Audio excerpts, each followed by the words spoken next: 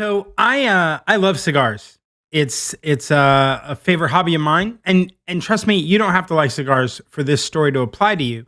But I love cigars, and I love walking into this massively large humidor at Stogie's. It's here in Houston. The lounge, the total square footage of this place is the third largest in the world. You can find them online at stogiesworldclasscigars.com. But the story I'm going to tell you is about their in-store walk-in humidor. You walk into that humidor, and there's just a massive quantity of cigars, right? I'm not talking about individual sticks. I'm talking about different boxes, different SKUs.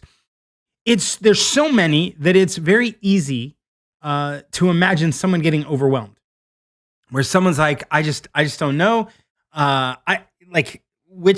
Where should I start? What should I look at?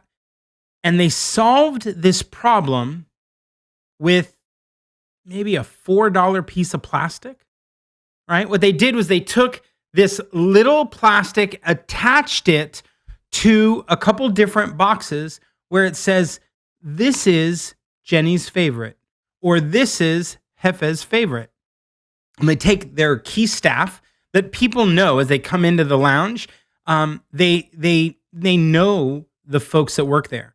And so now if you know Jenny or you know Jorge, you know some of these other guys, you will walk in to what looks overwhelming in terms of SKUs, and you'll see these little like, hey, heads up, check this out.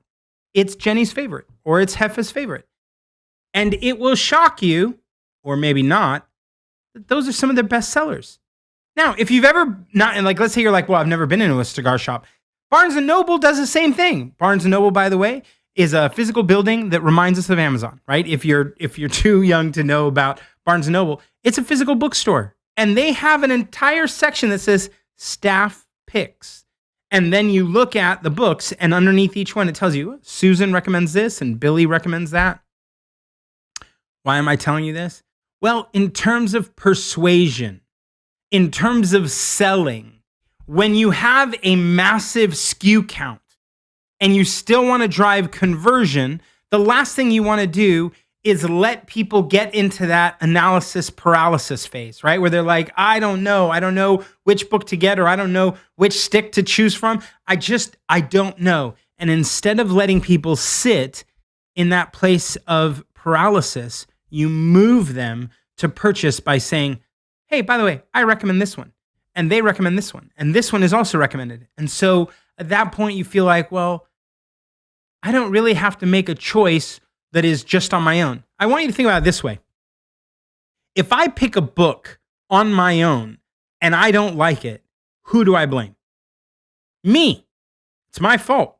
If I pick a book and Billy recommended it, I get to assign the blame over to Billy. Now, also, the other thing is, out of 10,000, 20,000 SKUs, how would I even know which are the good ones?